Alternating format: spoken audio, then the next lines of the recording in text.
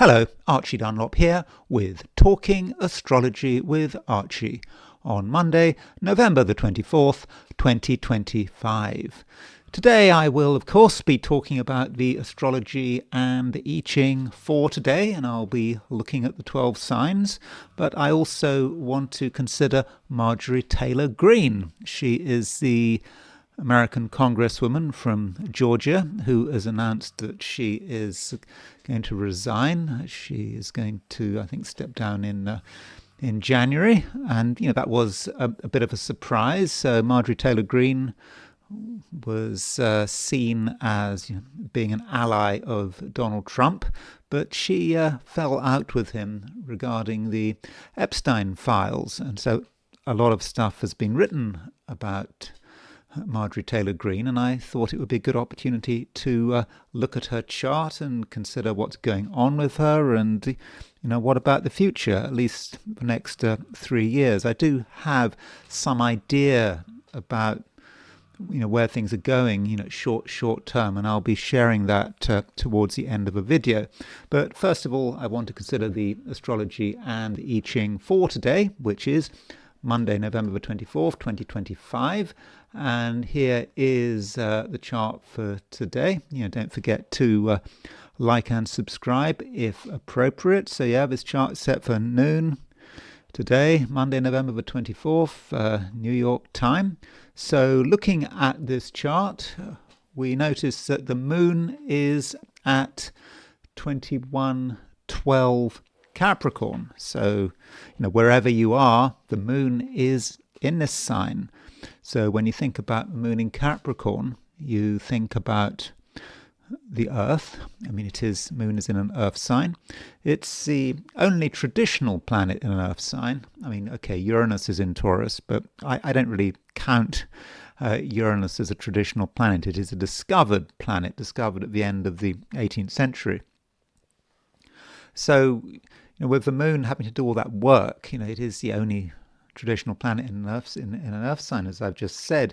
It can be that instinctively we do feel the importance of grounding. We want some kind of security, and when we feel desperate for security, sometimes we can be selfish, and that's perhaps why the moon in Capricorn has a somewhat bad reputation for being a bit selfish, for putting one's own material interests first. But one doesn't want to exaggerate, and the moon, it might be in its detriment in Capricorn, but one shouldn't forget that the moon in Capricorn, it does rule the earth signs. At least it rules the earth signs by night. The daytime ruler of the earth signs is Venus. So the moon in Capricorn, by the hours of darkness, really isn't so bad. And as far as what the moon does in Capricorn, it makes a sextile to Mercury, it makes a sextile to Venus, because we can see that there is a Mercury-Venus conjunction. Now, this Mercury-Venus conjunction is not exact today. I think that it's exact, is it tomorrow or perhaps the day after? But today, no, it's not. It's not exact, but I think it's close enough. It's within what, 1 degree. So the moon is picking up on that Mercury sextile. On that Mercury-Venus conjunction, and that could facilitate smooth communications. It might not be very exciting. This Mercury-Venus conjunction is, after all, in Scorpio. Scorpio is perhaps quite a restrained sign. It does like to keep things to itself, but with moon sextile Mercury, Moon and Mercury, those are two planets which do relate to communication, how we get our message across, and so there is always going to be a right way to communicate. And it may be that if we want to be understood, we shouldn't say too much. We shouldn't insist on getting attention, because if we try too hard, that might actually create the wrong impression. And there is It's something that can be, quite stabilizing about that moon sextile Mercury, and also, moon sextile Venus. Again, it's true that the moon and Venus are both in their detriment because they're in the opposite signs of their rulership. Of course, moon rules Cancer, Venus rules Taurus. But these two planets, which separately are in difficult positions, are kind of supported by this sextile. And so it might well be the case that we can get on with people at many different levels. We can get on with them sort of on a verbal level. We can talk to them, but there's also perhaps an emotional oneness there. But we don't want to exaggerate it. It's only a sextile. It's not like a conjunction or a trine. So a sextile is quite a minor aspect, but it is close, and I think that it does make the day just quite a lot easier. And aside from that, there's not a huge amount going on. I've just talked about Mercury Venus conjunction. It's a conjunction which is, I would have said, quite creative, and we do have a clear idea about what we can do. And it's not just an idea, it's a sense. It's a sense of what we're good at and a sense of where our abilities lie. And if we don't try too hard, we can just be naturally skillful, also naturally artistic. So if you have any artistic ambitions, then maybe you can do something about them. Even if you're not an artist, even if you have doubts about your artistic abilities, if you make the effort with that Mercury-Venus conjunction, you can do a good job. And I think part of the thing with Mercury-Venus conjunction is to be authentic. It's not about being fake, trying to do something that you're fundamentally not good at, because you're trying too hard. You just allow it to be natural, and I think that things will be fine, and more than fine. I think they could be really good. You can be impressive in your own quiet way, and this Mercury-Venus conjunction is not too far from a trine with Jupiter and Saturn. So Mercury and Venus, well, Mercury's going retrograde, but Venus is applying to a trine of Jupiter, a trine of Saturn. So you could say that this Mercury-Venus conjunction makes a grand trine, involving Jupiter and Saturn. There's a lot of there's been a lot of grand trine energy recently. So we feel it again today. And when you've got that kind of grand trine, it's about flow. It's about things being able to manifest. And one reason they can manifest is because Saturn is involved with it. One of the problems with grand trines is that there can often be a lack of discipline. They can go all over the place. Particularly in water signs, they can have all sorts of fantasies and imaginings, and it's all very nice, but where is the application? And it just sometimes just doesn't exist, and we can just get lost in our own thoughts and our feelings and accomplish very little. But in this case, with Saturn involved, I think there's a real possibility that we can actually use this grand trine and put it to work. And if there's something that we're good at, then I think that we can really, demonstrate that we have got something special, and there's just no need to make a big fuss about it. So those are a few things going on today. I'm not necessarily saying that today is going to be especially dramatic. We've had drama recently, and we've had all those oppositions involving Uranus, Mercury opposition Uranus, a Sun opposition Uranus, and those aspects are starting to fade, and I don't think we need to sort of worry about them quite so much. And as far as the picture in Australia is concerned, New Zealand. This chart is set for Sydney, Australia. So at noon in Sydney, Australia, the moon is at 13 Capricorn rather than 20 Capricorn. And the moon is not doing a huge amount. It will eventually make that sextile to Venus and Mars, but to Mercury and Venus, but not until tomorrow. And so you've still got all that moon in Capricorn energy if you're in Australasia, but that moon just might not be applying to very much. And so it just could be that things take longer to develop. But maybe that's a good thing. You don't want things to be in too much of a hurry, or you to be in too much of a hurry. Let things happen, and tomorrow things should start to move, or maybe even late today. And then there is the heliocentric view, putting the Earth at the center of the solar system. The sun at the center of the solar system. That is the definition of a heliocentric chart. Helio, the sun, it is in the middle of things. And of course, when you've got a heliocentric chart, you don't see the sun. In the same way that when you've got a geocentric chart, the charts we know and love, we don't see the Earth. But anyway, here is the heliocentric chart for today, set for noon. Just to keep an eye on Saturn and Neptune. The heliocentric Saturn-Neptune conjunction is getting closer and closer. It's now only 20 arc minutes apart, and I think that some of us may be really starting to feel it. We can see that there is uncertainty. I mean, there's always uncertainty, but it seems to be particularly strong at the moment. And I think that with the Saturn-Neptune conjunction, I think a lot of people are afraid about the future. And this Saturn-Neptune conjunction, you could say it exists on a geocentric level as well. I mean, we've got Saturn and Neptune in late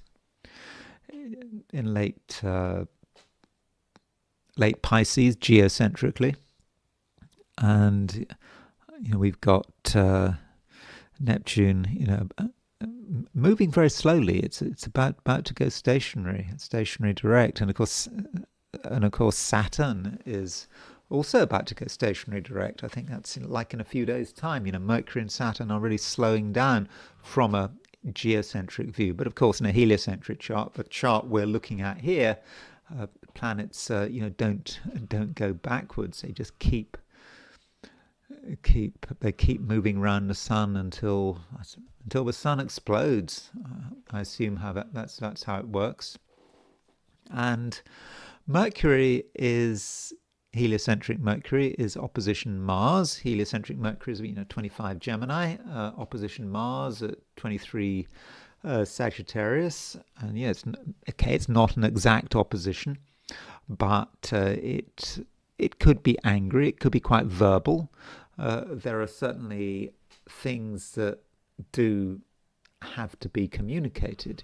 We can't keep them to ourselves forever. And if we do try to communicate, we could be quite insistent. We do want to get attention. We want people to listen. Everyone wants everyone else to listen. And that can be a problem. There have always got to be talkers and there have got to be listeners. If everyone is talking, no one understands anything. So perhaps you have to decide, where you are. And also the Earth. So the Earth is at 2 degrees 40 Gemini. And the Earth at 2 degrees 40 Gemini is making it's making a sextile to the Saturn-Neptune conjunction, and it's also making a trine to Pluto. And I think that Earth trine Pluto, a lot of us are trying to make things happen. A lot of us might have reached a stage where we are of a view that things can't carry on like they used to, that enough is enough. Perhaps we've pushed our luck for long enough, we've been complacent for long enough, we haven't asserted ourselves, and now it's time for a change. And with Earth trine Pluto, it may be quite easy to initiate this change. So, if you feel that enough is enough, if you feel that things are stagnant, that things need to be transformed, then now might be your moment. Additionally, Mercury in Gemini is making a sextile to Chiron. So Mercury sextile Chiron can be about what we say and what impact our words have. And Mercury sextile Chiron can be about being clever. I mean, we do have to be clever with words. I mean, sextiles can, as an aspect, can be about cleverness and talent. And so with Mercury sextile Chiron, there's always a way to have an impact. There's a way to get people to listen to us. And we don't have to, just make a big fuss just for the sake of it. Yeah, we might want everyone's attention, but there's a right way to do it, and there's a wrong way. And I think the right way is to exercise a bit of subtlety. So that's the heliocentric view, and now I want to look at the 12 signs. So it is one of those days when there doesn't seem to be a huge amount going on. I mean, we have got the moon making a sextile to Mercury and Venus, and we've got a Mercury-Venus conjunction. But aside from that, maybe there isn't much going on, and I think this might be reflected in what I say. So I'm hoping that my forecast will be relatively brief, that I can maybe for some of the signs talk for less than 5 minutes. But I don't know. It's sometimes difficult to be concise with one's words, particularly if you're a Gemini. Anyway, these are my forecasts for the 12 signs for today, which is Monday, November the 24th,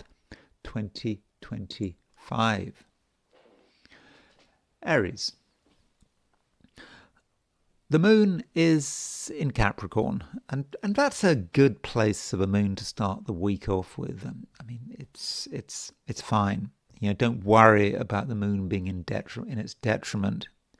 We can exaggerate the importance of that. I mean, people with moon in Capricorn. I mean, I know you haven't necessarily got your moon in Capricorn, but they can be sensible. They can be down to earth, and they can get their priorities right. And Aries, I think that might say something about you. You've got your priorities. There are things need to be done. I mean, I also know that excitement matters to you. You want to have an impact. You don't want to get bored. You feel the constant need to sort of move things forward. You don't want to stay in one place for too long. But with the moon in Capricorn, Aries, I do think that you have a good sense of your own priorities. What matters, and you're thinking maybe about respect, also money, being properly rewarded, making sure that no one takes something but isn't theirs. It's you that matters. And so that might be how the moon in Capricorn operates. And the moon is making a sextile to both Mercury and Venus. And with those two aspects, those two sextiles, that means, Aries, that you can be quite clever, and you don't have to be abrupt. You don't have to declare your intentions. You can maybe keep quiet about what you're planning. You don't have to be honest all the time, and it just could be, Aries, that there are things that you're thinking about, there are things you're planning, and things are perhaps moving at a good pace. And the moon opposition sextile, the moon sextile Mercury, sextile Venus, just allows you to put your plans into action. But in many cases, you just don't have to announce the fact. No one may know what you're doing, at least to begin with. So if you have got plans, then now might be the time to put them into action. And if you can do it with as little publicity as possible, I mean, I think that that would be good. And it might also occur to you, Aries, that some things just are not clear, and people aren't being 100% honest. And if you are in that situation, then maybe you've got to do some detective work. Something is being hidden, maybe sort of deliberately, or people are just sort of fudging the important facts. And Aries, you do have a chance to really understand what is happening. And once you understand what's happening, you are going to be in a position to take advantage of it, to make the most of what you have discovered, and you just use it as a way to sort of move forward with your plans. And you can do it in quite a single-minded way. And that moon sextile Venus, I mean, there's another way of looking at it. Moon sextile Venus, also moon sextile Mercury. It could be that you start to become aware of a certain association, that you and another person have something in common that you previously hadn't fully realized. So it's important, Aries, that you do give people a chance, that you don't make assumptions on the basis of how they've behaved in the past, especially if you haven't had too much to do with them. You haven't made the effort to really understand who they are. But it could be that if you handle things right, you can really make the most of a particular association, and it could be a mutually beneficial arrangement. So do look out for that. Taurus, you're not entirely happy with the way things are. I don't mean not happy as in miserable. You just feel a degree of dissatisfaction. And sometimes it's good to be dissatisfied, because if one is satisfied all the time, one just becomes complacent. And if one really reaches a conclusion that things could be better, then I don't see any reason why you can't make them better, all by yourself. So you don't even need attention. You just decide what's important, and then you just you give it everything you've got. And in the process, Taurus, I think that you can be successful, but it's not just about success, it's also about awareness. And if you're trying to become aware of some new reality, then I think it can really happen, and you can start to see things in a very, very different way. And at first it might not be entirely what you wanted, but soon enough you will see the advantages. And probably the main aspects today is we've got the moon in Capricorn, and the moon in Capricorn is making sextiles to Mercury and Venus. And this could be quite enlightening. And enlightenment can take many forms, and it might be about other people, a couple of other people who appear. You have something to do with them. You didn't necessarily expect to have anything to do with them, but they are demonstrating some kind of a vision. It's very difficult to have a vision all by yourself. Yeah, we can all have visions, but it's just so often easier if it's another person who has a vision. They present a vision, and once you sort of understand what that vision is about. You start to see the possibilities.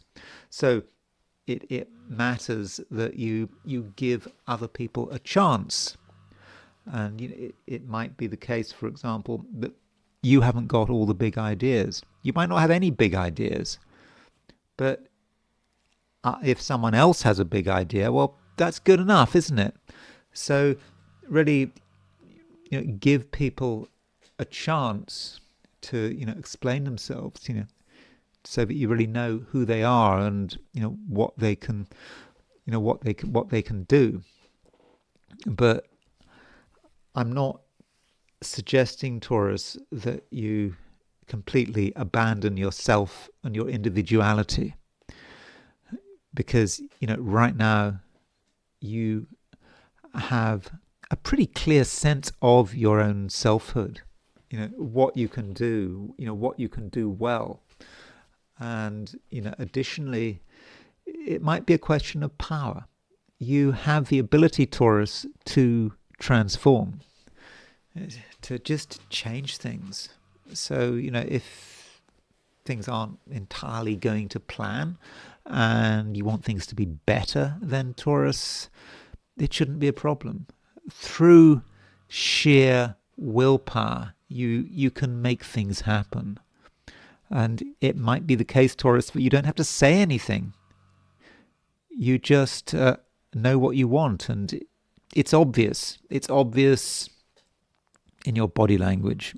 It's maybe even obvious in terms of your aura and how people sort of pick you up on a psychic level. I mean, pick up this aura, pick up, whatever you're radiating on a psychic level, and, they realize that you're serious, that deep down you're very, very serious.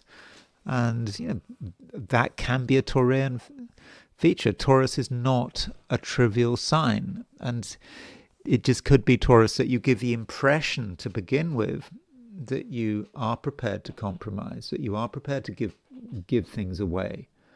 But it's only a surface appearance, and you perhaps have the ability to draw people into your sphere of influence, partly because you seem relatively harmless, but the reality is that you do have your own strengths. And if you want to assert yourself, assert your will, and you are absolutely determined to do this, then I think that you could end up being, fairly unstoppable.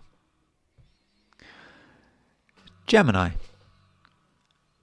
You're not someone to trivialize or to trifle with.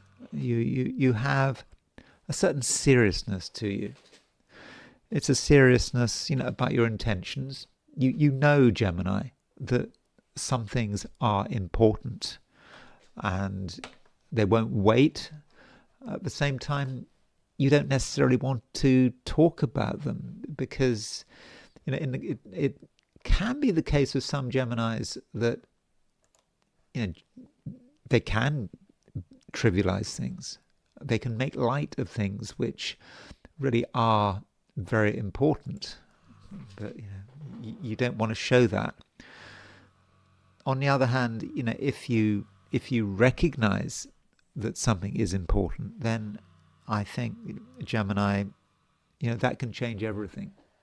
And at the moment, Gemini, you're really able to present your power, and you know what is required, and at the same time you can have a powerful influence. And it's not like through barking orders or being domineering. It's more long-lasting from that. It's just about you having a constant influence on your environment. You're always someone who gets noticed, and you just keep going. You keep trying to influence, and in the end, people realize. People finally listen. It's like, with the I Ching, I think it's hexagram number 61, inner truth. And the hexagram number 61 in the I Ching, I think I've got that right. 61 is inner truth. Talks about pigs and fishes, and pigs and fishes are animals in I Ching world which are regarded as being very stubborn. They will not listen. They won't be told. And right now, the pigs and fishes are listening. People who even who usually ignore you. People who they've got other things to do, other things to think about. No, it's different today. They really are prepared to listen. They are prepared to take you seriously. So there's no need, Gemini, to feel ignored or marginalized. It's all in your mind. If you actually step forward, tell the world who you are, you make it clear that everyone understands, what you're all about, then I just don't think it's going to be, very difficult to get attention. And, like yesterday, Gemini, we have got Mercury in a grand trine with Jupiter and Saturn. In fact, Mercury is conjunct Venus, and so you've got the Mercury-Venus conjunction, trine Jupiter and Saturn. And with these aspects, I think, Gemini, things really move. You can make them move, and it just won't be so difficult. But the question is how? I can tell you it's not going to be difficult, but what does that mean? Well, Gemini, I think that you can have an impact by preparing the ground. It's true that sometimes Geminis don't prepare the ground. They take view, but it's all going to be fine. They don't have to put that much work into it, do they really? They can just get by. But that's not your approach right now. I think, Gemini, you want to be properly prepared. You can be properly prepared. So,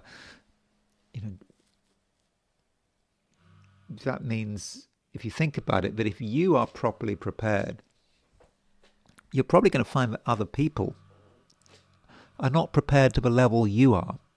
And that can give you an important advantage, and that can allow things to move. And once you decide something is important and you start working on it, you start trying to deal with nuts and bolts issues. You make sure everything's properly organized. Once that starts to happen, Gemini, there really is no stopping you. You can get things absolutely right. Okay, there's no such thing as absolute perfection, but in some respects, you can get quite close to perfection, and it's just all about, firstly putting in the effort. And, when you put effort into something, it's important that at some stage you get some feedback, you get some recognition. It's true of anything, like astrology, for example. If you study astrology and you tell people about your insights and their charts, as you're just learning, and you get a negative reaction, no one cares. In the end, there's going to be a good chance that you give up astrology, because it's just human to want support and to want recognition in terms of whatever we're doing. And if we're learning something, we want to be able to use it in a practical way. So if we're learning something difficult, then what is the point if we're not getting any feedback, if we're not getting someone telling us how wonderful we are? So, that is, maybe from a sort of is it Skinner? Things have to be reinforced. From a behaviorist point of view, you need reinforcement. And I think, Gemini, you can get reinforcement. You do something well, you get favorable feedback. As a result, you keep doing it well, and you in the end, you do a really good job. And all the time, Gemini, you're thinking about what it is that you want. There are definitely things, Gemini, that you want, and your willpower at the moment is really strong. It's very focused. And so you can focus on what matters, and because you can focus what matters, you can get to, definite results. And, in the process, just ignore the dross. Yeah, there are trivial things that are competing for your attention. But if you make a conscious will to ignore them, then they'll get out of your way, and you'll have a clear path to whatever it is that you're looking for. Cancer. It's a time, Cancer, when you may have to pay some attention to what other people are doing. And, I don't mean that necessarily in a very dramatic way. You just are aware. It's not that you have to compromise. You just have to accept that some people potentially need to be taken seriously. And, if you decide today to just do things, on your own, in your own way, without any regard to what other people are doing, then in the end there might be resistance. On the other hand, if you make an effort to understand, you make an effort to understand another person's viewpoint, it is a different story. I think that your efforts, will come good. And the aspects today, we've got Moon in Capricorn, sextile sextile a Mercury Venus conjunction in Scorpio.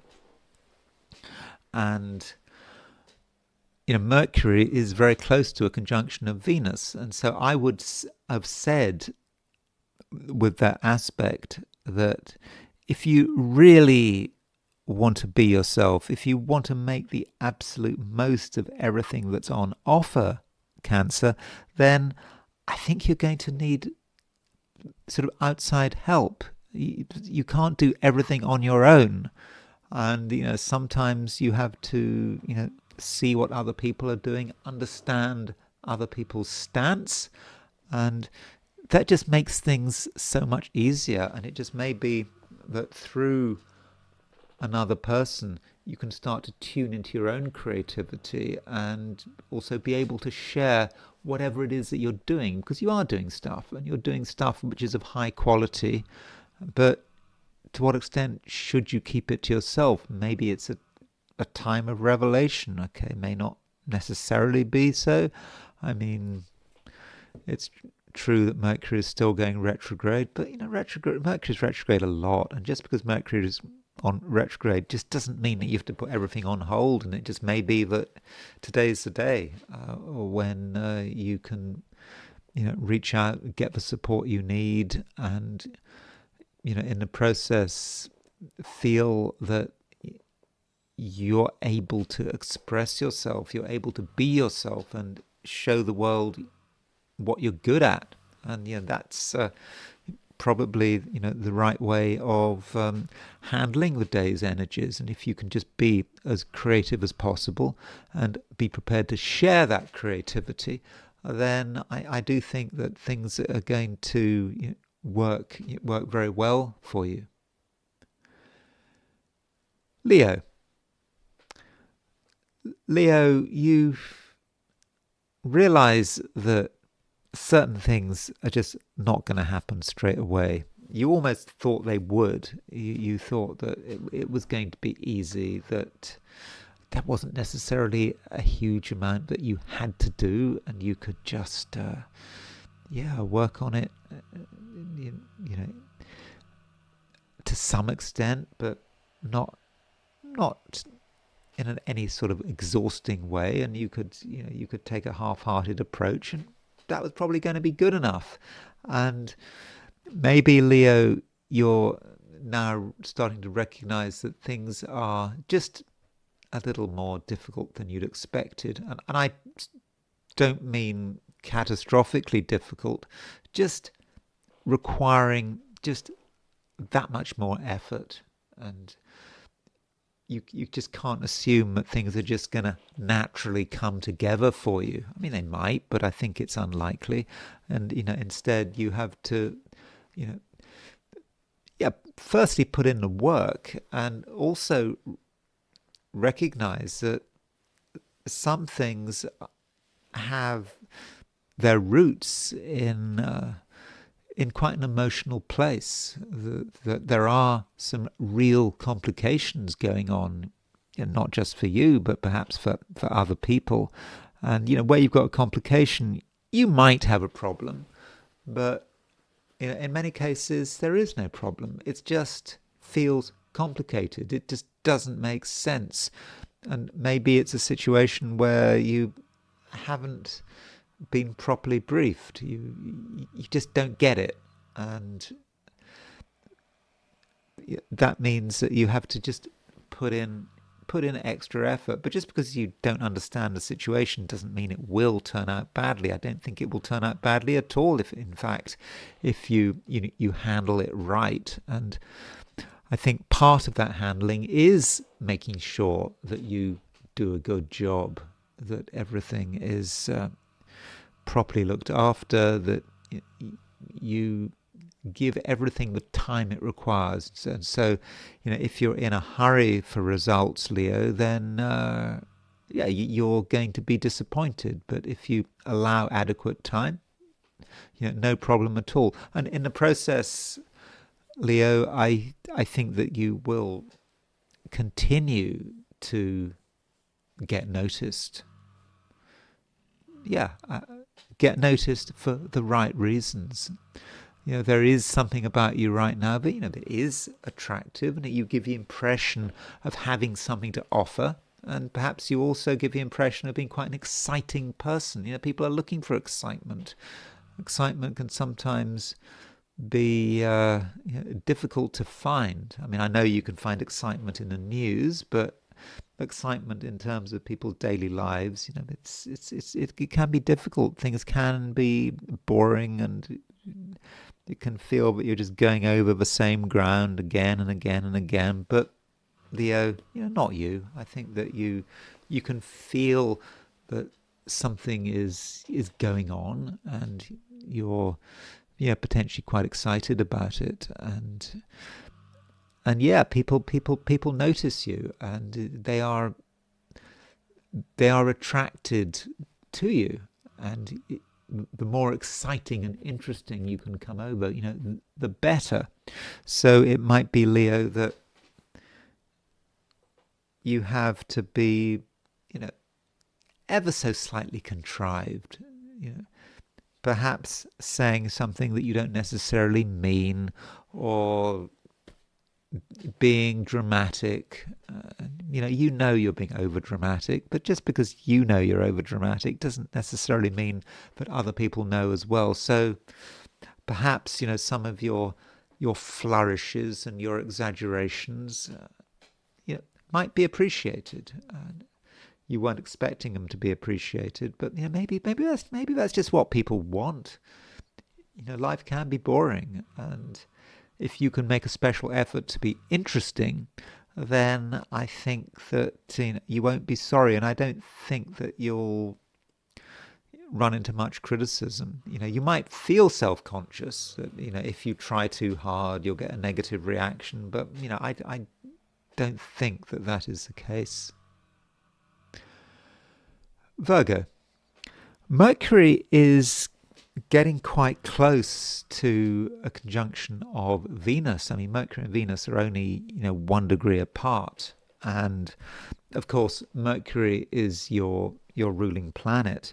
And if you've been listening to what I've been saying over the last couple of weeks, I've been talking about Mercury being retrograde. And Virgo, you might have found that I was just being overly negative. I mean, Mercury goes retrograde a lot, I mean, relatively speaking. And of course, Mercury is the ruler of Gemini and Virgo. And so that could be that there are sort of regular doses of bad news. It's not quite bad news, but just sort of warning you about all the issues of Mercury going retrograde. But The worst is definitely over. Mercury was having to deal with all sorts of issues recently. I mean, it had to deal with a conjunction of Mars. It had to deal with being retrograde. It had to deal with being in Sagittarius, I mean, a sign where it's in its detriment. But now I think that you are getting more clarity in your own way, and part of the reason is the fact that Mercury is starting to make a conjunction to Venus, and with Mercury making a conjunction to Venus, Virgo, that does say something about you and how you are presenting yourself, indeed how you are able to present yourself. And I think that you're able to really create the right impression. People are looking for something, and they are quite cautious as well. And you may seem to be the answer, and you are not someone at the moment, Virgo, who is really going to rock the boat. You're looking for really some kind of harmony and equilibrium, and I think that Virgo, that is something you can find. And if you're able to create a harmonious environment around you, that gives you some extra power. And Virgo, power is important. I mean, I know that when we think about power, we think about something negative and people on power trips, but you are powerful. Your willpower is strong, and you have the capacity to just make things happen. If you feel something needs to happen, then you can make it happen. It's almost as if you're attracting certain events. And also, if you just refuse to compromise, you decide that this is what you're going to do, you don't care what other people say, you're going to do it this way and it's going to be your way, then your strength of purpose will get stronger and stronger and stronger. And so, Virgo, if there is something you want to happen, or perhaps you don't want it to happen, you can really stamp your will onto the rest of the world, and you can do it in a way that doesn't attract any or much negative comment. So if there's something that you really want, then I think you can get it. And additionally, with the moon making a sextile to Mercury and also making a sextile to Venus, then Virgo, I think that you do have a chance to really enjoy it. You can enjoy your own power, and you can enjoy a feeling of your own agency. Agency matters. When we think about astrology, there is always this sort of argument about sort of, what do they call it, sort of determination against free will. Are we all determined? Can we get out of it? And there's free will. Where does free will lie? And it might seem sometimes that astrology takes away our free will, but you could also argue that astrology just makes our choices clear, can help us understand our choices. And I think that at the moment, Virgo, you're possibly freer than usual. I mean, I, as an astrologer, am quite a big fan of fate. I don't discount the idea of fate, that there are some things we can't avoid. But I also have to recognize that it often does seem that we have a choice. And I think, Virgo, right now, you do have that choice.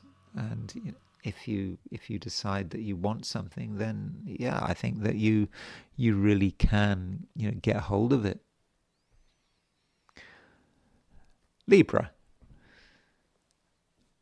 At the moment, Libra, the moon is in Capricorn.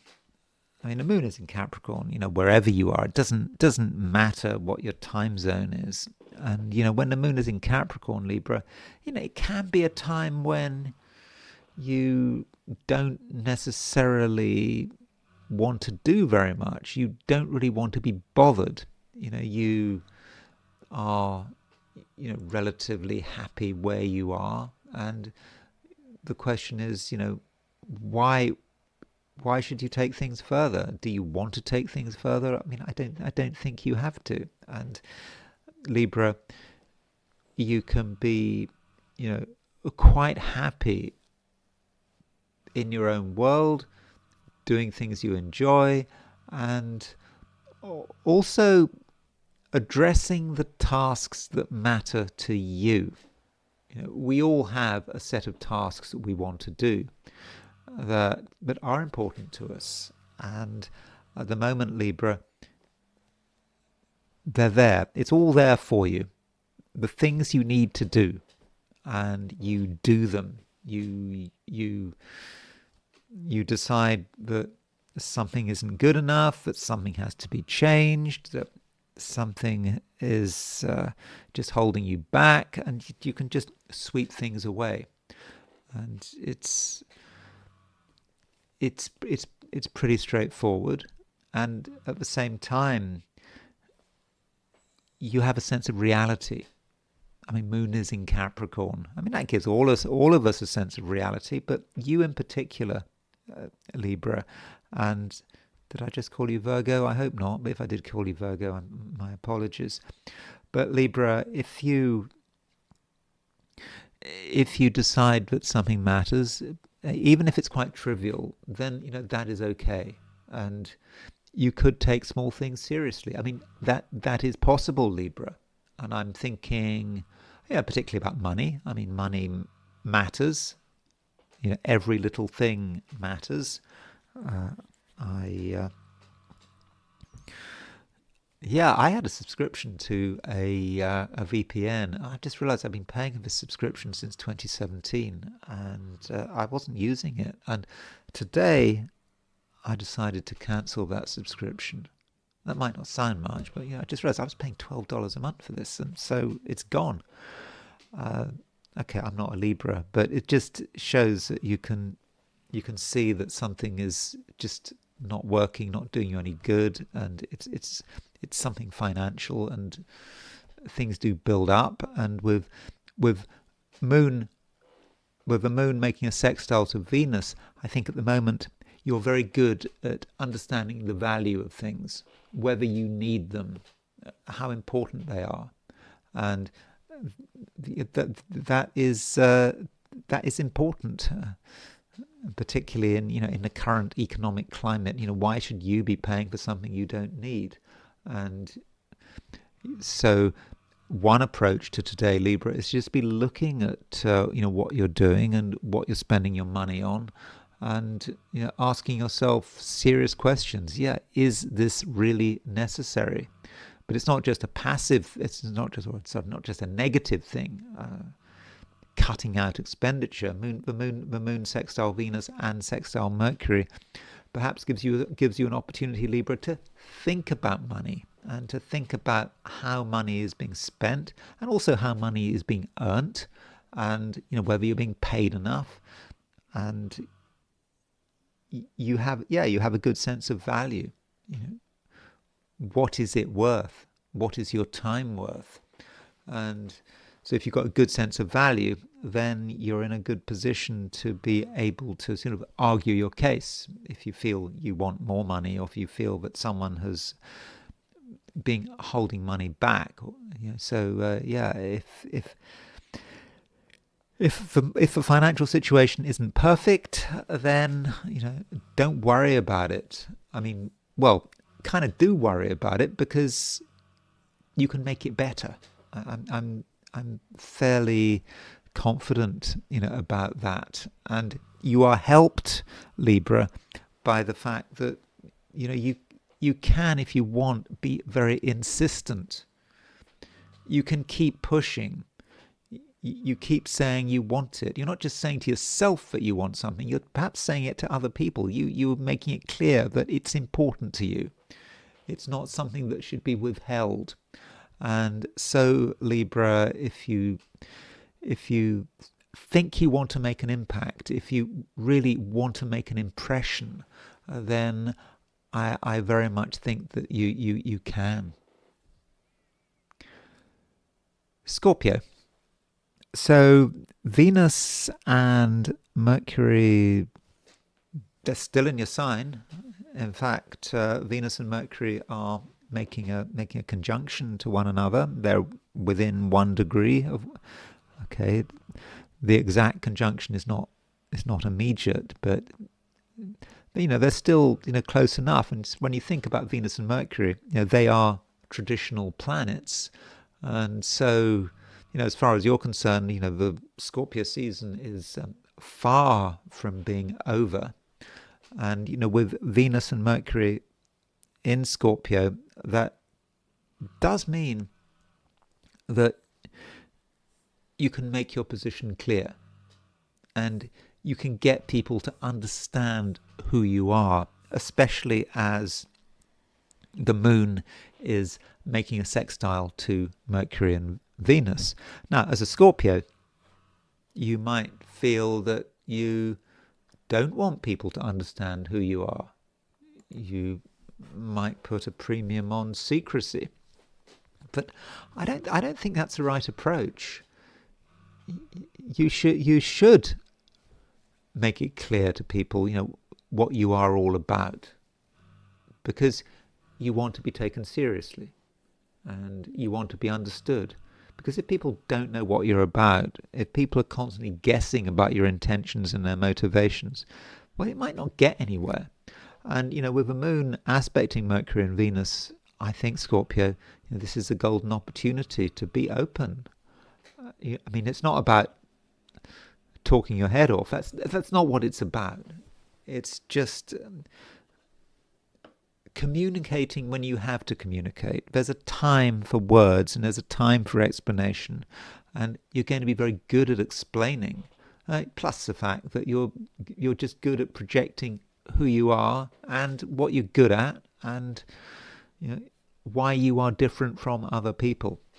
And so that to my mind looks good. And you don't have to just stay in one place. It may be a good day for Scorpios to move from one place to another, but not in an excessive way, in a way that is very deliberate, is very planned. You might want to go to this place and that place and perhaps a third place. I'm not saying you have to go to 1,000,000 places today. Just make sure that you're active, and if there's somewhere you want to go to, make sure you go there, and you don't have to go hundreds, thousands of miles away. I'm probably talking about something that is really, very close at hand.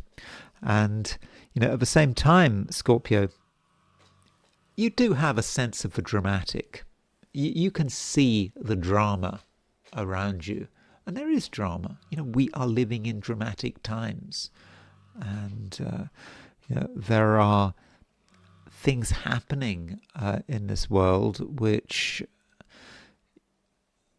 are just going to change everything, and you're aware of that.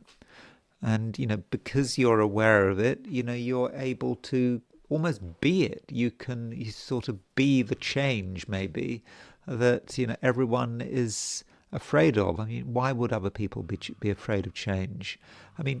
Change, if you think about it, it comes from the collective, and we're all part of the collective. We cannot isolate ourselves, even if we live in a cage. A cave. Even if we live in a cave, tens of miles from the next person, doesn't matter. We're not isolated. We're all part of the collective, and you can see how things are shifting. And if you want to sort of turn that around and be the change, I think you can.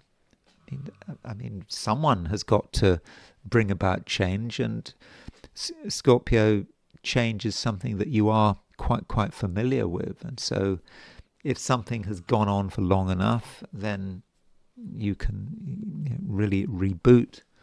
And so don't be afraid, and don't be afraid of having an impact. And if things do change, well, so be it.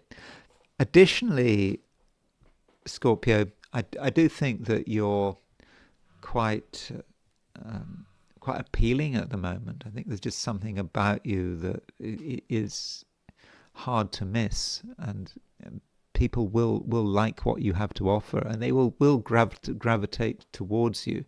And this may especially be the case if you are out somewhere sort of public, or perhaps you're going into work in that kind of environment.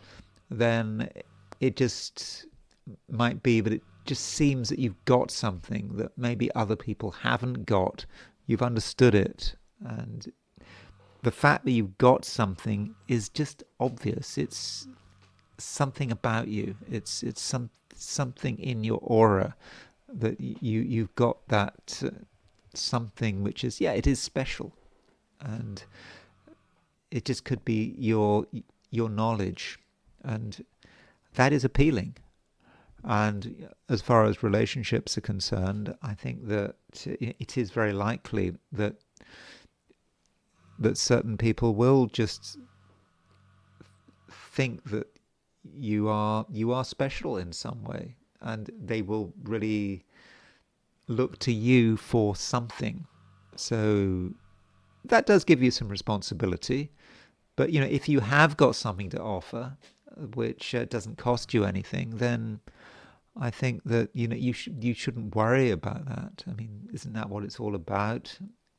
Making the world a better place. And I think, Scorpio, today, in your own way, you can make the world a better place. Sagittarius, overall, it is a time where things are getting more exciting. I mean, obviously, the sun is in Sagittarius. It is in your sign. You've also got Mars in Sagittarius, with the sun slowly moving towards a conjunction to Mars. But there is an ebb and flow, and sometimes that sun in Sagittarius is not as prominent as other times.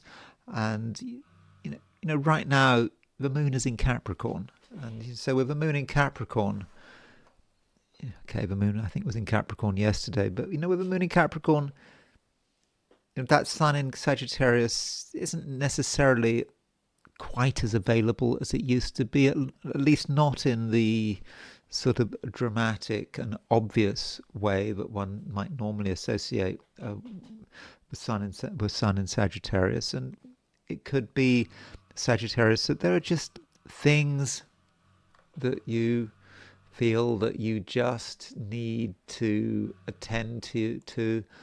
They might be rather boring, but nonetheless it can't be helped. And I think, Sagittarius, you should perhaps realize that you just can't do everything you want to do. I mean, if, for example, Sagittarius, you tried to be very dynamic, and you have lots of things you wanted to do, you wanted to be active, and perhaps you wanted to engage other people's support, then I think you'd be disappointed. I think you just might find that it's just hard work, and the more dynamic you try to be, the harder work it is. And it's good to have ambitions. It's good to be in a mood for to make things happen. And you can make things happen, especially as the sun is in Sagittarius, but maybe not today. Today, just things may to an extent be blocked, and there might be just a general lack of enthusiasm. And as far as you're concerned, perhaps this is a good time to just pause and take stock of what has been happening, and to make sure you have got what it takes to move to the next stage, and additionally making sure that everything is in order. And don't forget to think about money. I mean, money may well matter with the moon in Capricorn. At the beginning of the video I said that moon in Capricorn, moon's in an earth sign. It can be quite sort of financially orientated. You have to pay for things. Money is not something you can just discard. And so with the moon in Capricorn, there's a reminder. And sometimes if you are thinking about money and you're worrying about money, then a very cautious approach might be required, and you perhaps don't want to draw attention to yourself for whatever reason. You might think that if you are noticed, there could be some kind of financial cost. Maybe you're just worried that if you say too much, you might be called on to pay for something that you don't really want to pay for. And the moon is making a sextile to Mercury and Venus. So this sextile is kind of either side of Sagittarius. So Scorpio obviously is a sign before Sagittarius, and we've got a Mercury-Venus conjunction in Scorpio. Capricorn is a sign just after Sagittarius, and the moon is in Capricorn, and so we've got moon sextile Mercury and Venus, with Sagittarius in the middle, and so that certainly gives you some caution, and that sort of allows you to think about money in a constructive and realistic way, but it also gives you a certain amount of talent and an ability to really understand, what is important. And if you need to talk about money in a serious way, I think you can, and you'll be able to focus on the things that matter. And you can also, on an emotional level, understand what is being kept back. Something might be kept back. People don't want to reveal the truth. But if anything is being hidden, Sagittarius, I think that you will, know about it very quickly. But once you do realize something, once you do see something, then, don't feel that you have to act on it. I don't think you do. And if you were to attempt sort of a heavy response, to really take real action, I just don't think it'll come together.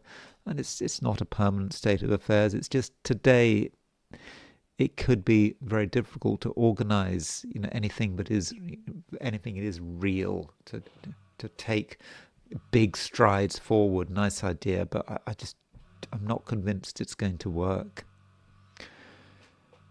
Capricorn.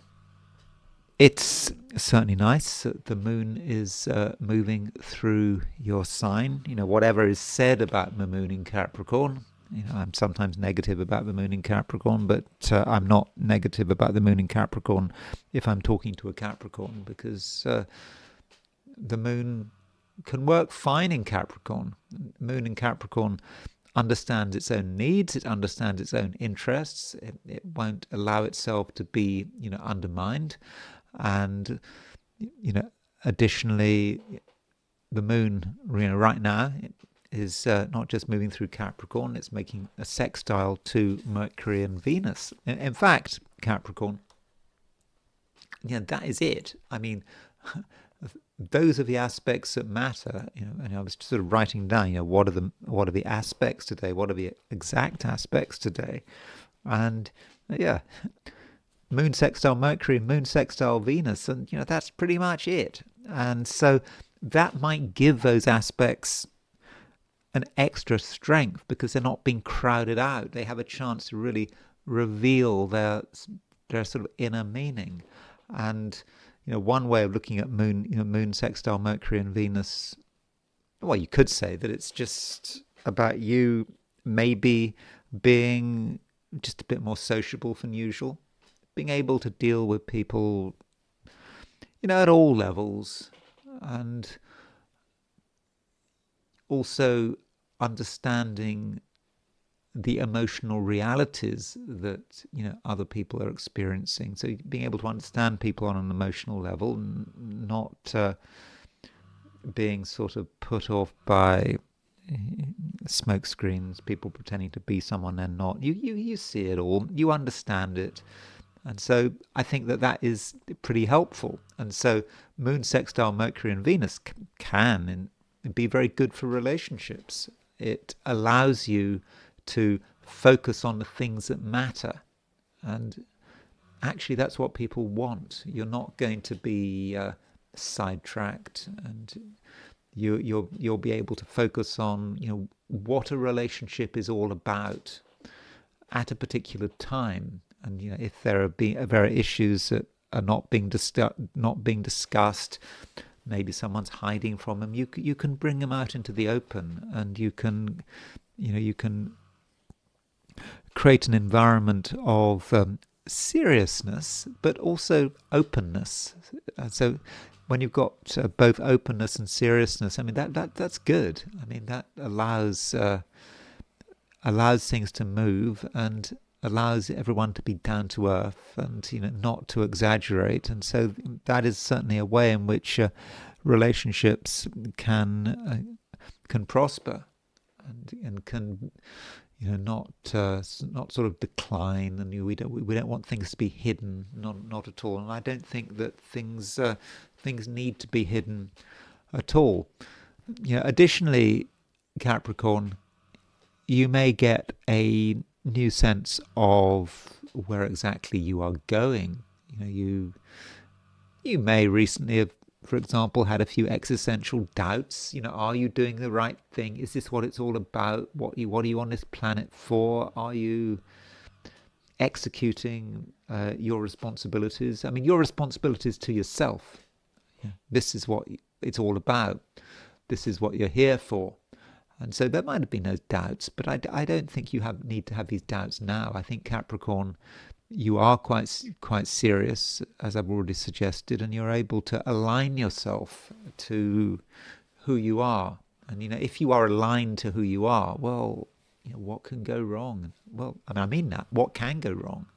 Because if you're on the right track, and you're on the right track, then I think that you can make very fast progress.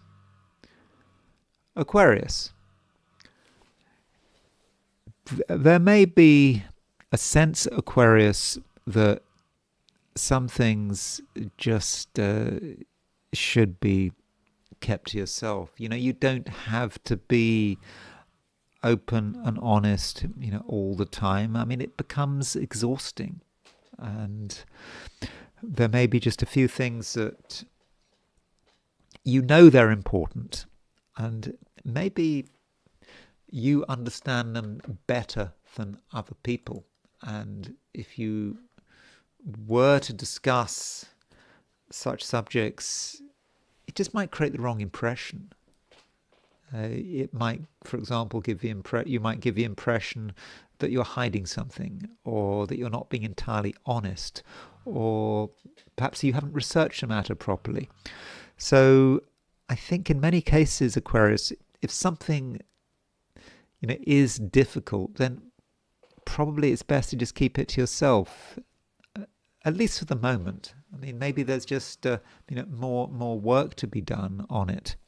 And don't forget your own ideas. I think your ideas are quite strong at the moment. I think you have a lot of ideas. Again, ideas which shouldn't necessarily be discussed, but these ideas can be worked on in your own way, and perhaps no one knows what you're doing, but you are slowly making things happen, and you can sort of make things happen in such a way that you benefit, that you are able to move forward in terms of whatever it is that you're trying to achieve. And achievement, I keep going on with that word achievement, but it's okay. It's okay to be ambitious, especially as there's a Mercury-Venus conjunction coming up. So Mercury and Venus, right now are really, they're very close to one another. And so, as far as when this Mercury-Venus conjunction is exact, I better just tell you. I know that it's sometime this week. Just a reminder of when, because it's important, because Mercury and Venus are in Scorpio, and Scorpio is an important sign for you. So as far as when the Mercury-Venus conjunction is exact, It is exact. Oh yeah, it's exact tomorrow. In fact, I've kind of underestimated how fast they're going. Late this evening in the Americas, there is a conjunction between Mercury and Venus, and so really that Mercury Venus conjunction is right upon you. And with this Mercury Venus conjunction, you really can see what it's all about.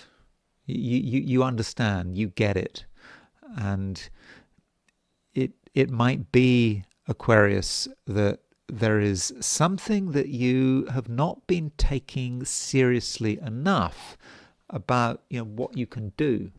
There could be a particular talent you have that you are ignoring. You're not valuing it as much as you should, and this talent can be put into play. And I'm thinking particularly in terms of your work or your business. It's maybe something you just haven't taken seriously. Is it something you learnt about in the past, or is it something natural? Is it something going on in your head that you just feel you might be good at it, but you don't really want to embarrass yourself by trying? But there's just something coming together. And if you're not sure about how it's all going to work, well, you don't have to be open about it in terms of what you tell other people. Instead, you can just go and do it and see for yourself how it's working. And I think when you see what you can do, I think that you'll realize that you're on the right track, that you really are onto something, and there's nothing trivial about it. And I think, Aquarius, it is a time to be taking yourself seriously and to almost be regarding yourself as an authority figure. Yeah, you are an authority figure in certain key areas, and that's not something you should forget. And it's not a time to necessarily be giving way to another person. Yeah, especially if you are the real authority.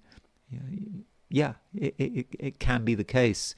And so perhaps you need to sort of believe in yourself and realize that despite what another person is saying, another person might have airs and graces, they might be boasting, they might be arrogant, but whatever it is, you know more than they do on certain critical subjects. So yeah, be confident, Aquarius, be confident. Pisces. Pisces, we have the moon moving through Capricorn. I mean, the moon moving through Capricorn from your perspective is, it's not especially exciting. I mean, moon in Capricorn can be about you thinking about how you're going to interact with other people, with the group, with even society at large. How exactly do you do it? What is the right approach? And you don't have to sacrifice anyone. You're not just there to make other people's lives better. You're also there to make your own life better. And with the moon in Capricorn making a sextile to both Mercury and Venus, perhaps you have a chance to see that something that seems a little bit far-fetched and unusual could be made real, could be something that could become an essential part of your self-expression, and something that you could definitely benefit from. And with this, with moon sextile Mercury, and Venus as well, that might say also something about relationships and people you meet over the course of the day. There just might be a natural rapport. And so Pisces, don't think that you have to do things on your own, and there are people out there, yeah, who definitely are on your wavelength, and I do think that you should, make a special effort to, give them. You should make a special effort to, give them a chance, and maybe they've got ideas, and maybe they'll tell you about their ideas, and you shouldn't, Pisces, feel that it's always down to you to make things happen. It's always down to you to take the initiative. I think that today, if you were to try to take the initiative and you were to take the whole sort of world on your shoulder, it's down to you to create action. Yeah, if that were to happen, I'm not sure it would work. You could feel rather frustrated, and maybe it's better, Pisces, if you let other people take the strain. They've got their own ideas, so see what they've got to offer and see how well they do. And it's not all down to you. And I should say, Pisces, as well, there is a grand trine in water signs. It's just grand trines all the time. We've had a lot of grand trines recently, and what we have now is we have this Mercury-Venus conjunction making a trine to Jupiter, making a trine to Saturn, and this grand trine gets stronger. It's just the beginning. Mercury, because tomorrow, Tuesday, Mercury-Venus makes a conjunction, and it's part of that grand trine. And so with this grand trine, Pisces, it's in water. It really allows you to harness things. You take something that is out of control, that is a powerful force, maybe even a force of nature, and you can just harness it. You can exercise real control over it. And so, if you yourself don't have enough power, or you're worried that you don't have enough power, well, it then doesn't matter, because you can start to harness the power of something else. Perhaps it's the power of the group, or the power of the cosmos, and it can work very well. It can be on your side, and it can make you someone who has a real impact. And impact does matter at the moment. Don't forget those planets in Sagittarius, Sun, Mars in Sagittarius. They want you to make the most of everything. They want you to be successful. They're trying to sort of push you forward.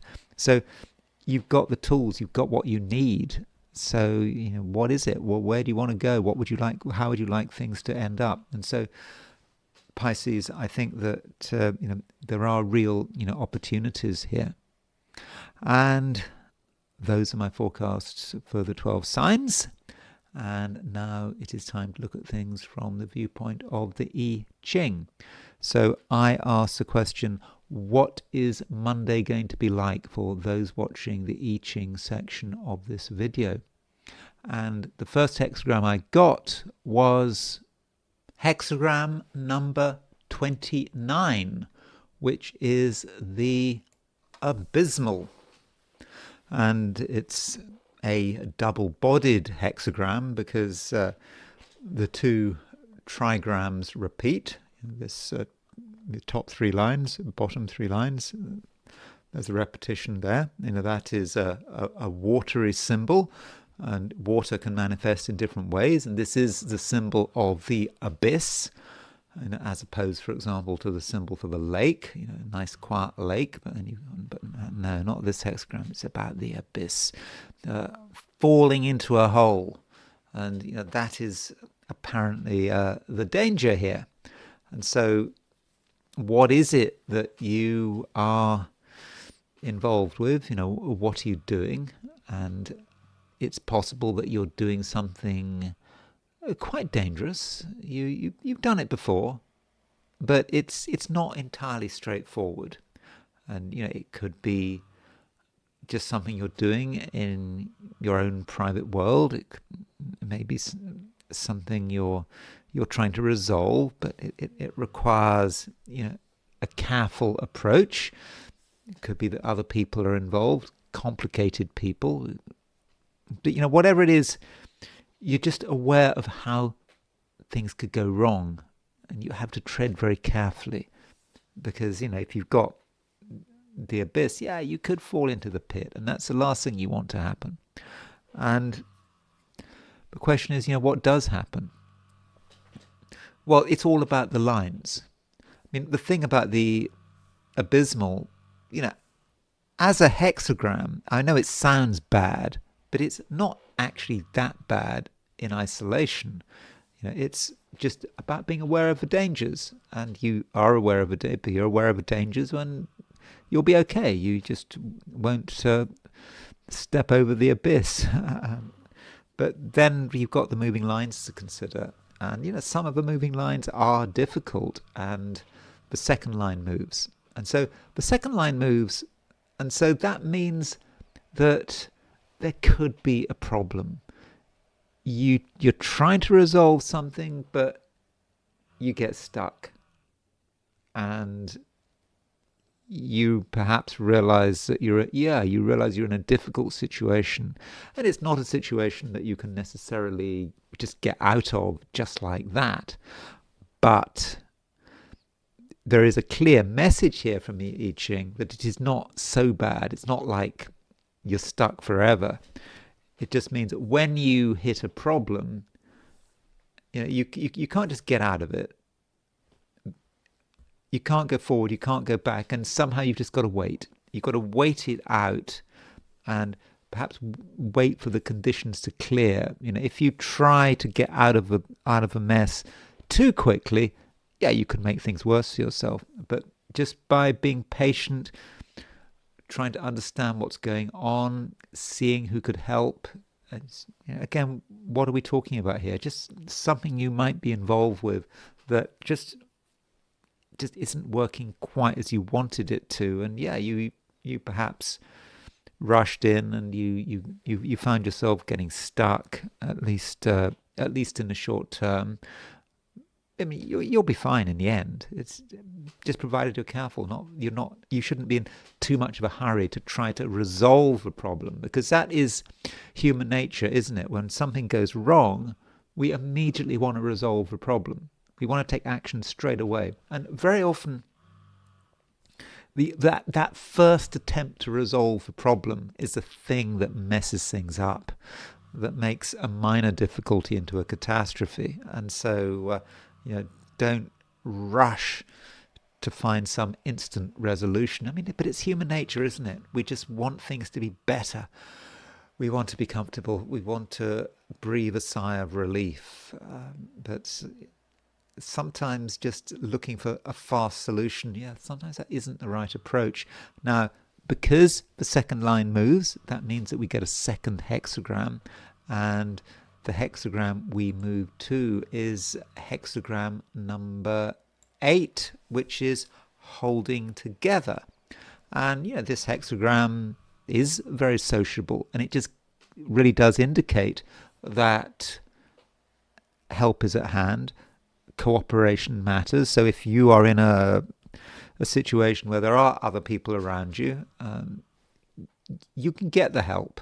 And that's perhaps what you need to get yourself out of a rather difficult situation. Maybe it's advice, maybe you need a solution, maybe you need to let other people take the strain. Whatever it is, even if it's no one, even if holding together is just about you holding together, then I think you can get out of the pit and life will carry on as normal. And more than that, I think you will have learned something, and you will have be able to look back on it and say, yeah, you solved a problem, and your reason you solved that problem, how you were able to solve that problem, was because you didn't panic, and you had a certain patience. You just waited for the right time, and you didn't just obey the first feeling that came your way, because that can just make matters worse. Because we do want quick resolution, and if you do look for a quick resolution, that's not the right attitude. You have to allow these things sometimes to just take their time. And that's the I Ching. And now I want to finish by looking at Marjorie Taylor Greene. Now, if you're not in America, if you're not interested in politics, you might think, well, who cares? Even if you're in America, you might say, who cares? But you just need to remember that it's an example. I, she is a chart of a it's a chart of a politician. She's run into some difficulties, and we can look at various techniques, and see, this can just give us an idea about how astrology might be working. So let's start off by looking at Marjorie Taylor Greene's horoscope. Again, I don't have a time of birth for her, which is a shame. Maybe her time of birth will crop up at some stage. So she's surprised everyone. She's not even waiting till the end of her term. I think she didn't have to resign her seat on January the 6th, but that's what she's doing, and so. There's lots of speculation about why. I mean, one reason why was that Trump did not want to reveal all the Epstein papers. Now, Marjorie Taylor Greene is famous for being into all sorts of conspiracies, and of course, when you're talking about conspiracies, there's nothing more conspiratorial than the whole Epstein thing, and so. She and her base, Trump wanted the Epstein papers revealed until very recently, until he became president. So, it was logical. If you keep saying you want your Epstein papers released, and Trump has had that as a campaign promise, you'd expect him to honor his promise. But he wasn't. He was backtracking. And so Marjorie Taylor Greene was insistent these papers need to be released. And that apparently was her undoing. She got criticism from Trump. She was accused of being a traitor. Trump said he wouldn't support her in her bid for re-election, and I think that didn't help. I think that made her decide that she just didn't want to continue with her political, her short-term political career. I mean, she did also have some sort of interesting views. I mean, which she was sort of concerned about healthcare. She was concerned about Gaza, and I think she saw what was going on in Gaza as a genocide. What else? I think she was very, very skeptical about America's support for this proxy war against Russia via Ukraine, and so she's just not just a typical right-wing Republican. So she was not just a complete partisan of Donald Trump, and she was able to sort of think for herself. And some are speculating now that she's stepping down. What next? Is she going for the Senate? Perhaps when she next gets a chance, is she perhaps trying to be governor of Georgia, or even is she going to go for try for the White House at some stage? And I'll be sort of briefly looking at those questions, in a moment. But anyway, I did want to look at her chart. So here is her chart. I have set her chart for noon because I don't have a time of birth for her. And so she is a Gemini, for sure, her sun at 5 degrees Gemini. And she has almost certainly got her moon at Leo in Leo. So moon in Leo, well, the moon is at 24:26 at noon on the day she was born. So if she had been born very, very late in the evening, her moon would have gone into Virgo. But I think on the balance of probabilities, given we don't have a time of birth, it is likely that her moon is in Leo. And so female chart, you could say that as she gets older, well, once she gets past her early 20s, she sort of moves away from the sun in Gemini and becomes sort of more like the moon in Leo. But she seems to be pretty Gemini as far as I can see. I mean, having all sorts of ideas, and people who have got sun in Gemini can shift their position. They can change their mind. I mean, that is one of the great things about being a Gemini. Geminis can look at things in a different way, and they're not necessarily stuck on one particular course. And she has Mercury in Gemini as well, so her mind is always working. Um, Maybe her mind works in a fairly chaotic way, but she's always thinking. And then Moon in Leo. There is a question of pride with the Moon in Leo, and it could have been that Trump. She was a major supporter of Trump. Trump saying he wasn't going to support her in her re-election. That could have been a real blow to her Moon in Leo. I mean, by the way, I haven't been following this in super precise detail, and I'm sort of neutral. I'm not really expressing any political view here. By the way, I must make that clear. And so she's got Moon trine Venus, and the Moon in Leo can be quite fragile. The Moon has no dignity in Leo. It's not like it's fallen in Leo or in its detriment, but if you look at the dignities, it doesn't have any dignity, and so it's just too warm, it's too hot for the Moon, the sign Leo, and its fixity doesn't suit the Moon either. So it's hot fixity is just it's not really the right place for the Moon. And so from an attention point of view, the Moon can feel at times rather fragile. I think that's certainly possible. Now, Marjorie Taylor Greene has a reputation as being a disruptor, and you can certainly see the fact that she's a disruptor in her horoscope. I mean, she has got what has she got? She has got Mars square Uranus, so she's got Mars in Cancer square Uranus. So Mars square Uranus. Well, it's more than that. In fact, she's got a T square. So here's her T square. She's got Uranus opposition Venus, and Mars is on the T. So she's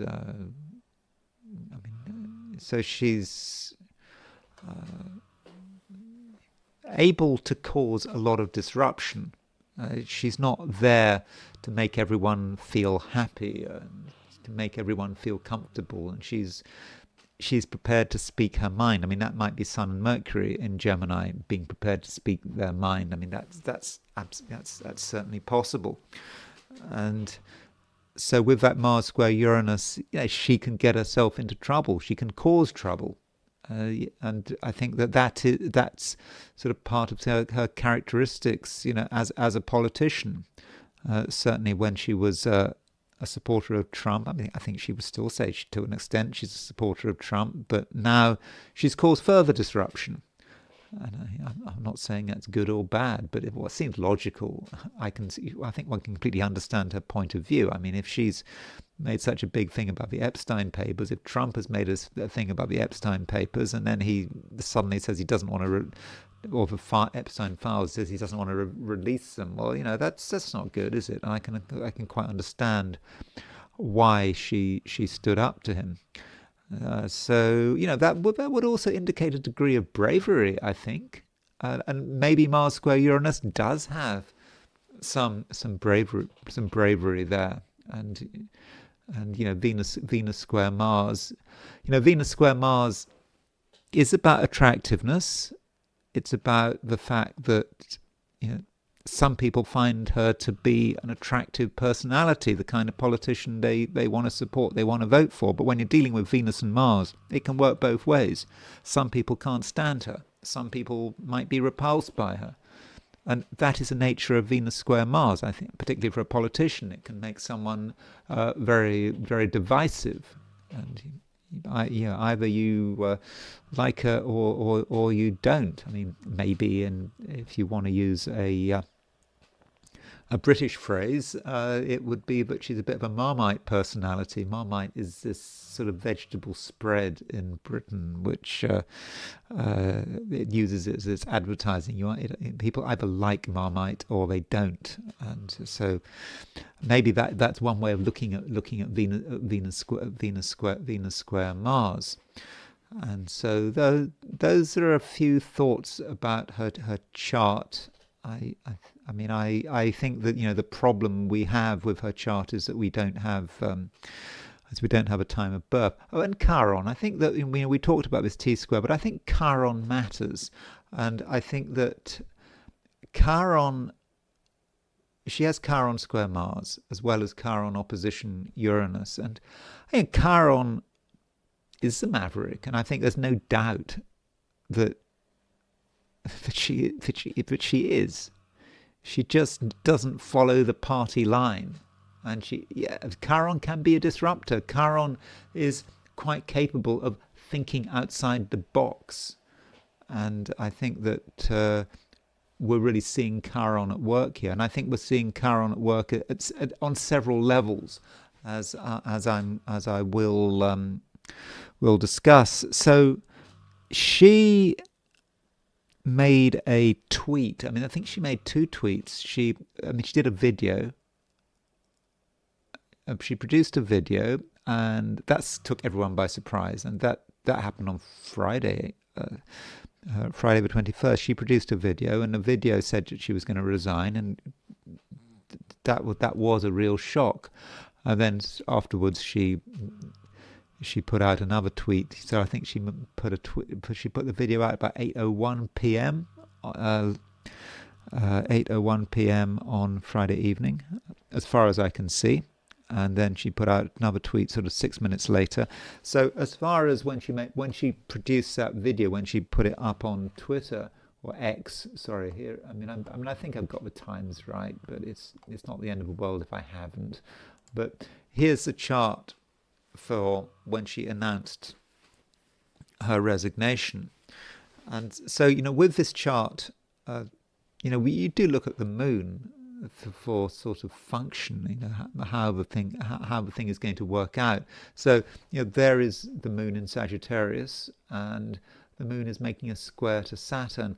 Now, if I were to put out a video saying I was going to resign from something, I don't think I'd want to do it when the moon was square Saturn. I think that's inadvisable. So I'm guessing that she didn't consult an astrologer for this timing. The moon is, it's not great. I mean, the moon is sort of it's separating from its conjunction to Mars, and then it's moving on to a square to Saturn. And so the moon is it's about 7 degrees, 6 degrees, around 6 degrees short of, or 6 degrees after the conjunction to Mars. And so it's about 6 degrees to the square of Saturn. So that does mean that the moon is semi-square the Mars-Saturn midpoint, and I think that is right. Let me just confirm that. The moon is really right on the Mars-Saturn midpoint, and the moon in this kind of chart. Remember what the moon is. The moon is a universal significator of women. And so semi-square the Mars-Saturn midpoint, it could be, the woman who is rejected, the woman who is frustrated, the woman who is ending something, or even the death of something. Well, is this the death of her political career? Well, I don't know, but I mean, I think it was not the greatest time to announce this with the moon semi-square the Mars-Saturn midpoint. And I think I would have waited for the sun to go into Sagittarius. The sun is, well, look at the sun. When she made this tweet, sun opposition Uranus, getting just before it goes into Sagittarius. So sun opposition Uranus, we do get the idea of a shock. It was certainly a very shocking event. Okay, maybe if you're not in America, it was. I mean, it was reported, not just in the American news channels. And so sun opposition, couldn't she have waited for the sun to go into Sagittarius? I don't know. I think it's a poor time. The The only real mitigating factor here is the fact that Jupiter is in Cancer. Okay, it might be retrograde, but Jupiter is in the first house, and you could say that provides a certain amount of protection. And then there's a question of what was happening in her chart when she was tweeting all this. What kind of transits was she experiencing? So that is an important question. I think these right. So we've got Marjorie Taylor Greene's horoscope in the middle, and we have got the timing she made that tweet on the outer wheel. I mean, I think I've got this time right. And the moon was at 19 degrees 7 Sagittarius. She has her north node at 19 degrees 29 Sagittarius. So the moon was on her north node. Now, perhaps to contradict what I've just said, having the moon on the moon conjunct the north node might indicate that it was the right thing to do. The north node is the way forward, and it's the place she should be moving towards. And so if you've got the moon conjunct her north node, for her at that particular time, people have all sorts of questions about it, but we're looking at it from a perspective of her and her destiny, and having the moon conjunct the north node is an indicator that it was the right thing to do, again, for her. And the moon is opposition the south node. She's got her south node at 19 degrees. Gemini. Of course, the south node, 19 degrees Gemini, is pretty close to Donald Trump's sun. So it might be that the sun the south node is what's easy for her. Donald Trump's easy for her. Support Donald Trump. That's the path of least resistance. But here we're saying, no, that's not right for her. Donald Trump represents the past, something she should be moving away from. Again, I'm not making any political judgment here about Donald Trump, his right and wrong. That's not what it's about. It's about, we're just looking at Marjorie Taylor Greene's horoscope and what's right for her. And I think she probably did the right thing. Now, going back to Chiron. So she was born on May the 27th, 1974. So she has just had her 51st birthday last May. And so that means 51 years. Well, what's the big deal about 51 years? It's her Chiron return. And so if you look at Chiron,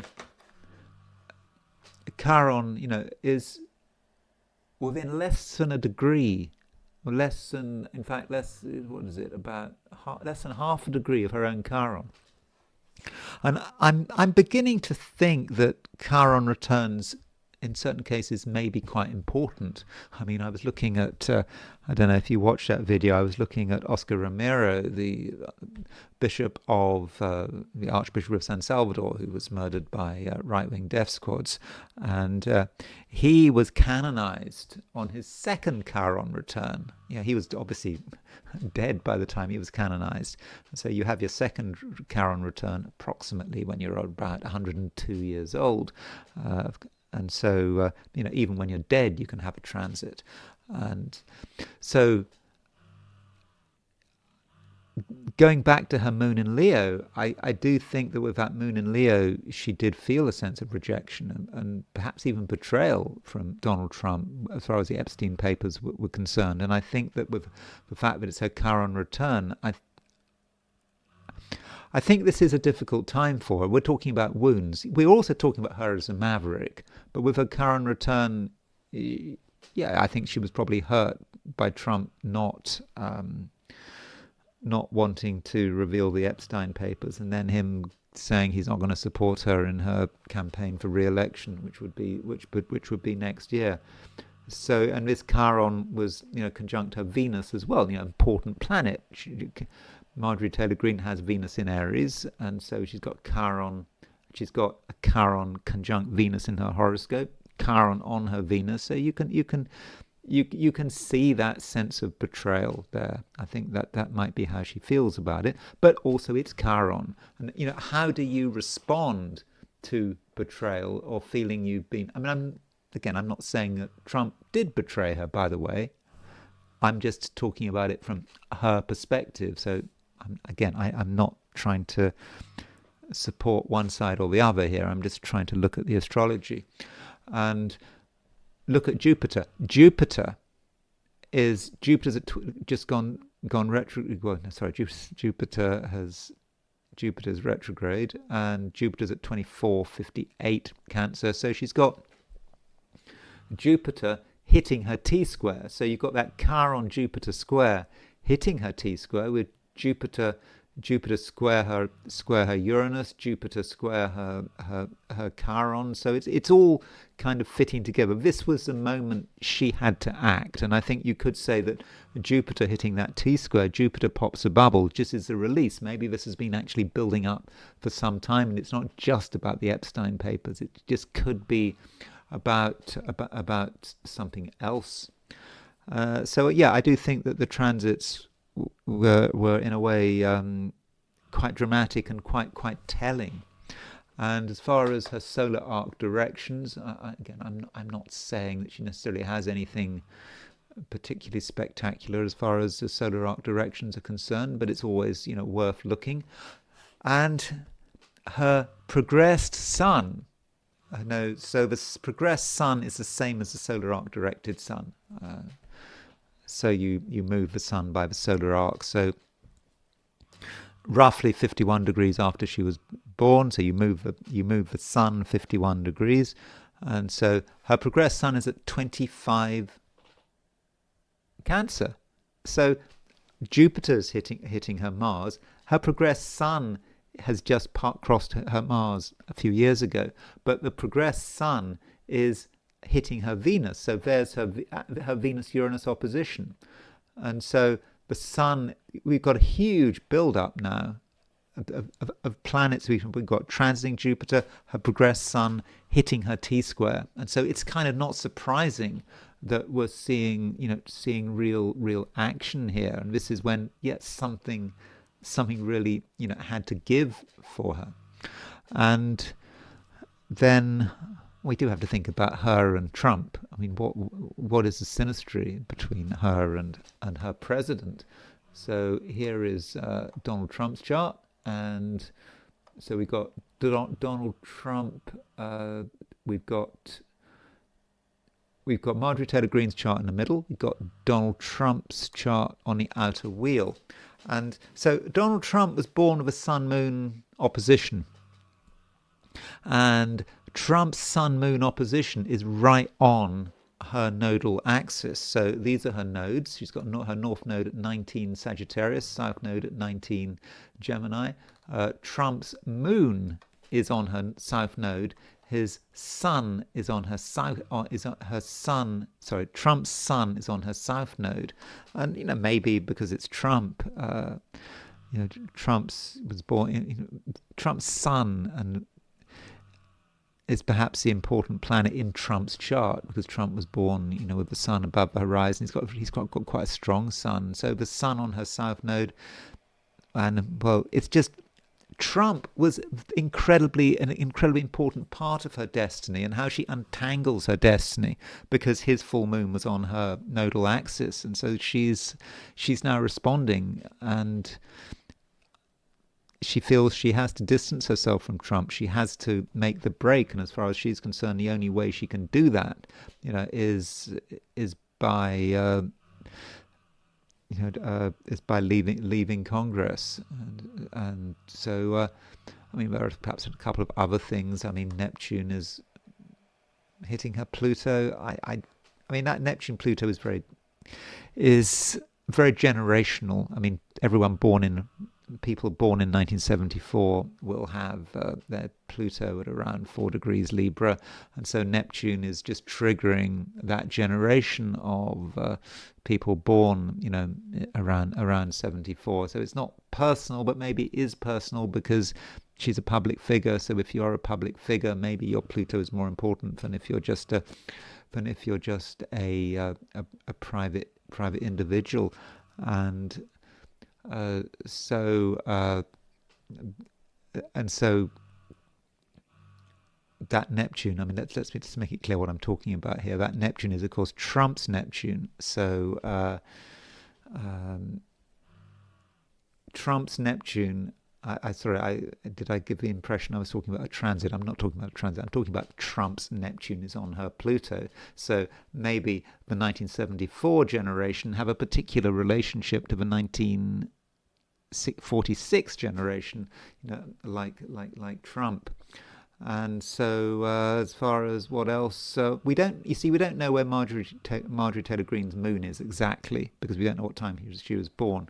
But her moon could be anywhere between 18 Leo and maybe 1 Virgo, but it's possible that Trump's Mars will be pretty close to her moon, and so that might be a point of attraction there, or why she got sort of involved with him. But you can also see the argument there.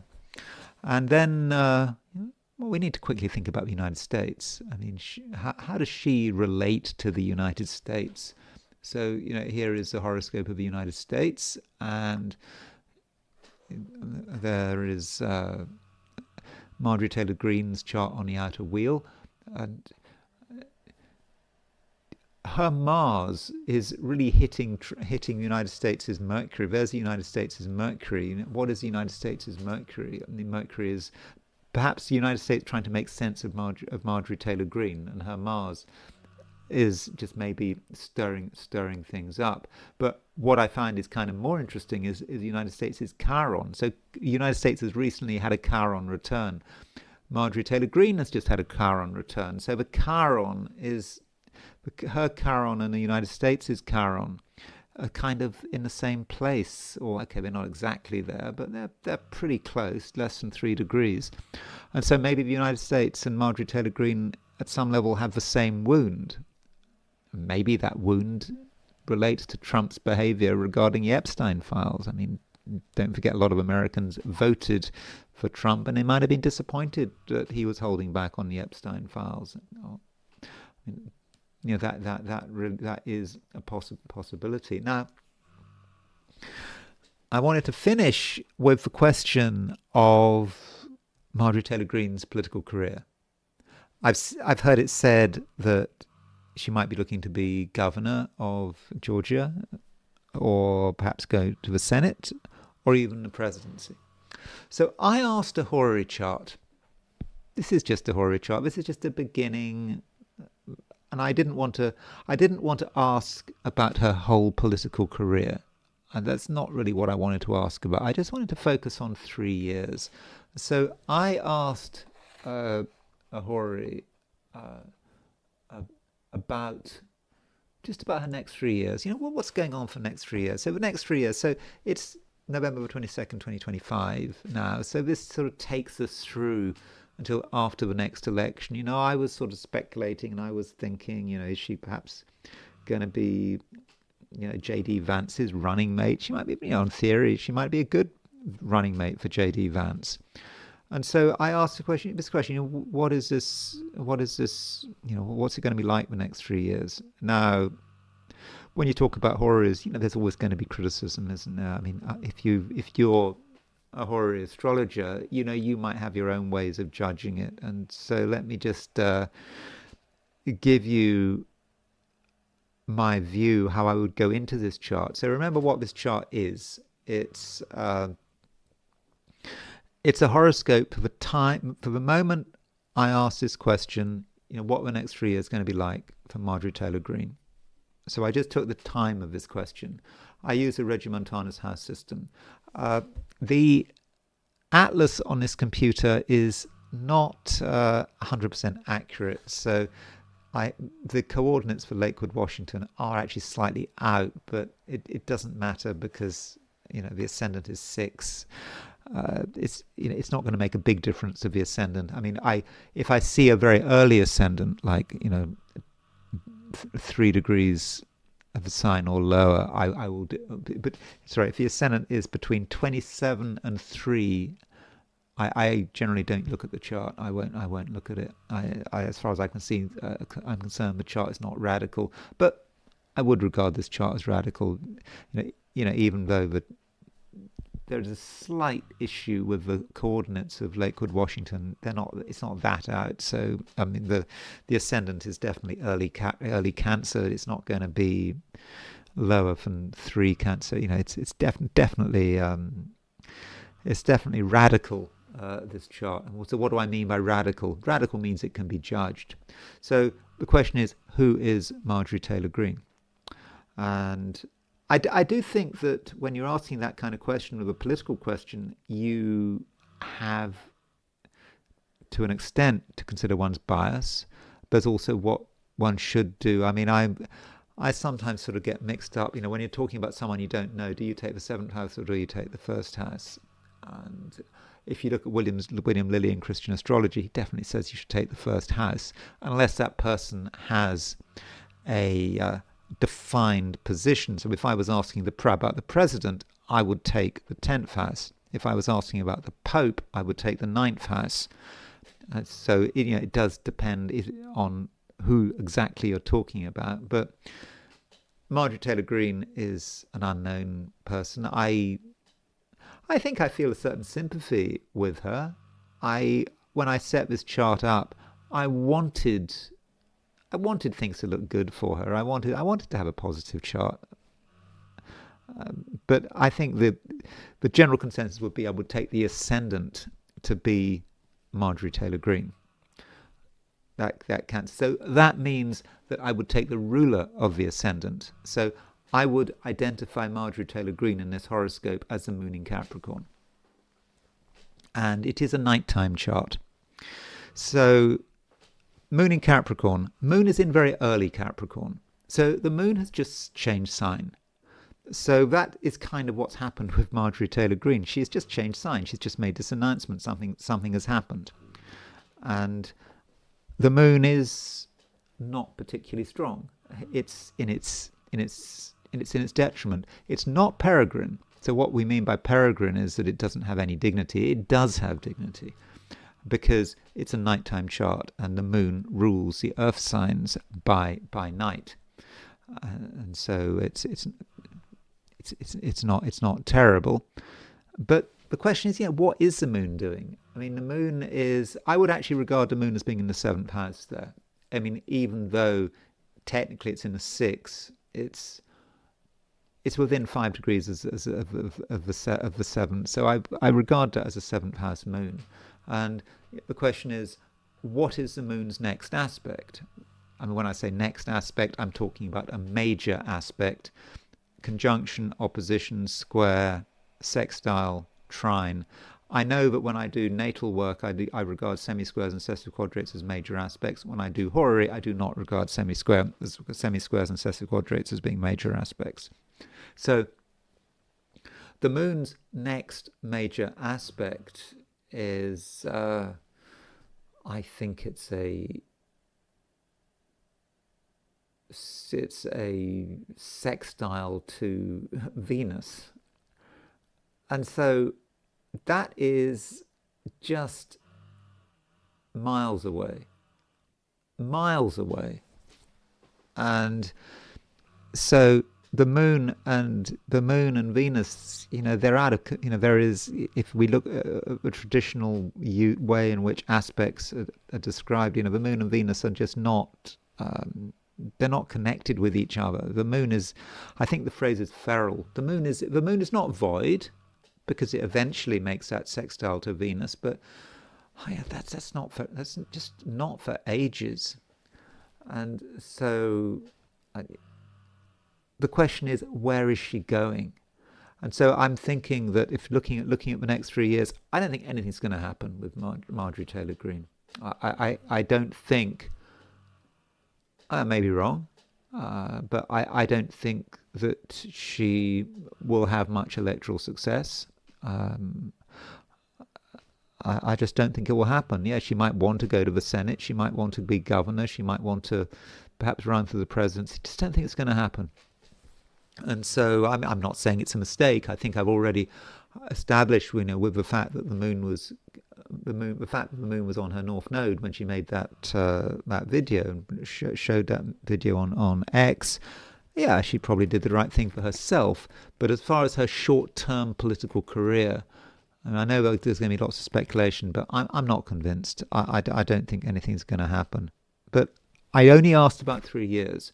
So after the next election, 2028, after, November the 22nd, 2028, then that's a different matter. So yeah, I'm not saying anything after that, because that was the limit of my horary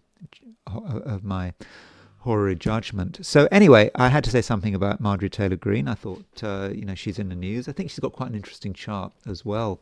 So thank you very much for watching this video. I hope you enjoyed it. If you did enjoy this video, I'd be very grateful if you were to like it. If you're not subscribed, I'd be super grateful if you were to subscribe. If you want to buy me a coffee, there's a link in the description. And I will talk to you again tomorrow.